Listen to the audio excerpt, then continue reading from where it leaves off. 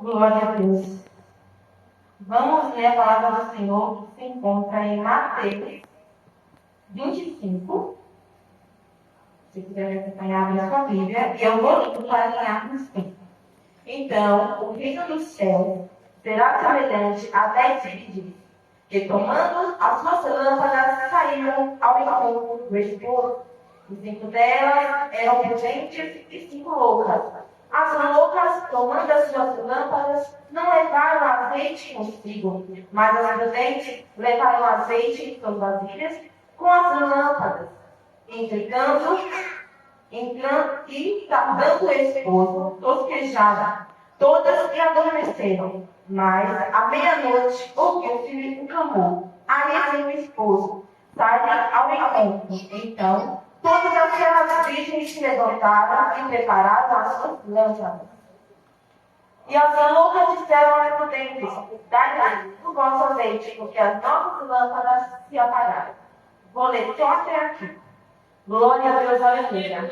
Todos nós conhecemos essa história linda e maravilhosa, a qual o Senhor nos conta.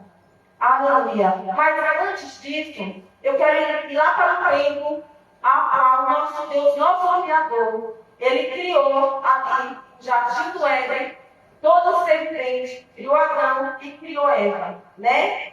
E ali eles foram enganados pela serpente, né? Pecaram contra o mandamento do Senhor. E a sua geração foi se estendendo até chegar em Noé. E sabemos nós que, quando chegamos na geração de Noé, a palavra do Senhor nos conta que o povo se esqueceram de Deus.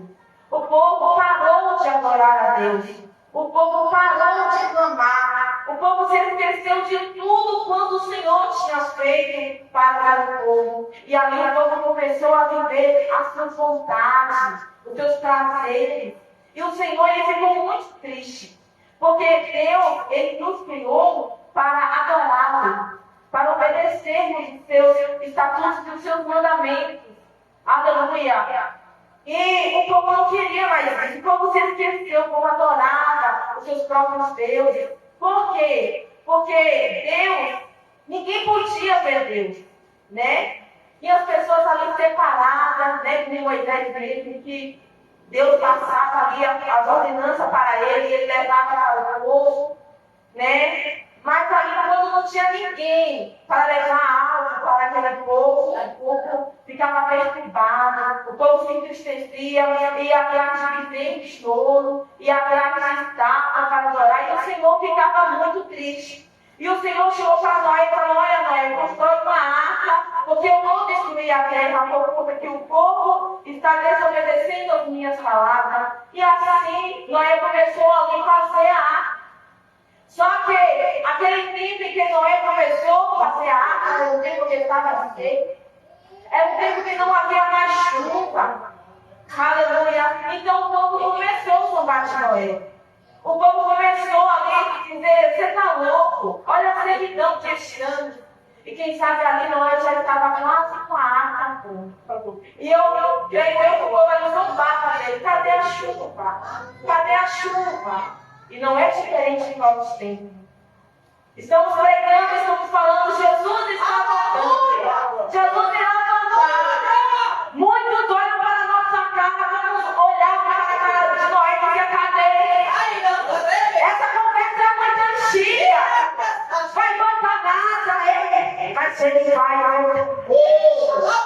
Ele vai voltar. E continue, aleluia, edificando o seu coração dele, preparando o seu coração para a volta do nosso amado Senhor Jesus Cristo. E a palavra nos diz que foi 100 anos Moisés, Noé ali, construindo a arca. E quando estava tudo feito, o povo estava se embriagando, pecando, fazendo o que bem queria, eu imagino sair daquele tempo de chuva.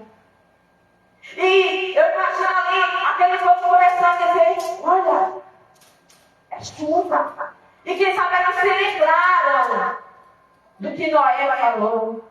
Aleluia, se lembraram que Noé não estava fazendo aquela arca por acaso. E nesses dias também não está sendo diferente.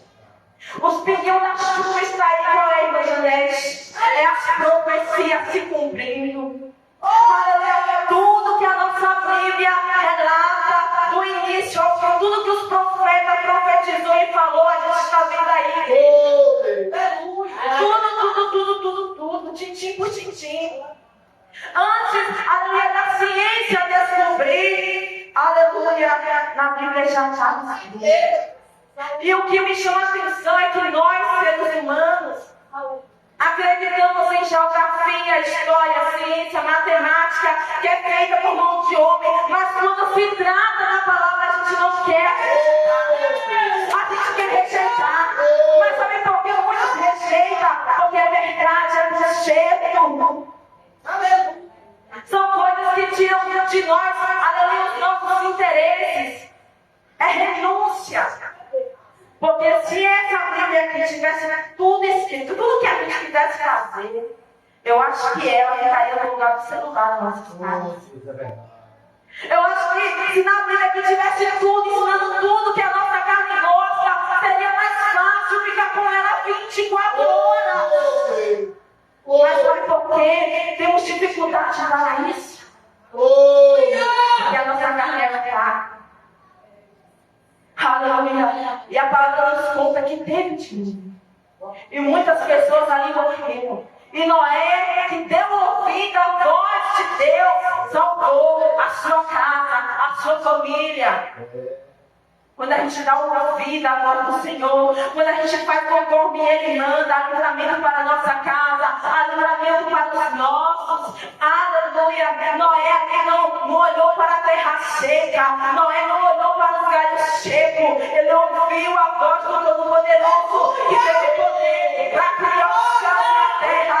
E eu creio que Noé, o que pensamento pensou, não, se o Todo-Poderoso aqui criou o céu e a terra, está dizendo que vai chover, porque vai chover. E choveu. E aí agora vamos se passando tempos e tempos e tempos. E vamos chegar a uma parte ao qual a vinda do Messias era profetizada, estava sendo profetizada. Muitos estavam crendo, estavam. Muitos estavam esperando, estavam o nascimento do Messias. Mas quando ele chegou, ninguém deu importância. Muitos não perceberam, muitos rejeitou. Por quê? Porque ele não veio da forma que os seres humanos queriam ver ele. Ele veio anunciando a salvação. Ele veio anunciando o reino de Deus. E por isso muitos rejeitaram. E eu percebo aos meus olhos, aos meus pensamentos, eu lendo a palavra do Senhor, eu vejo que Deus conhece o nosso coração. E é tão tanto se a gente observar, se Jesus vier somente dizendo que era o Filho de Deus e não fizesse nenhum milagre, você acha que ele tinha sido dois? Gente, Jesus estava curando, estava libertando e mesmo assim ele estava sendo perseguido. Imagine se o Filho de Deus viesse só dizendo que o inferno existiria, se ele viesse só dizendo que o juízo chegaria. Ninguém ia ter ouvido muito o que eu estava dando. Mas Deus sabia que com um sinal, que o Filho do Homem, ele não veio te enganar. Ele não veio te prometer falsas promessas, que nem o homem faz, mas ele veio a este mundo. Ele sofreu, ele padeceu por mim, por você, para dizer que há um céu preparado. E há um céu que lá não haverá sofrimento, lá não haverá dor. O sofrimento passa, não passa, porque depois que o efeito do algo passa, o sofrimento volta novamente. Ah, Janete, mas com Jesus também é sofrido, mas lá no finalzinho você terá um galardão, igreja. O mundo, ele pode preencher o vazio do nosso coração. No mundo a gente pode ter o que a gente quiser, mas lá no final será que vai valer a pena? Conquistar o mundo todo e a nossa alma.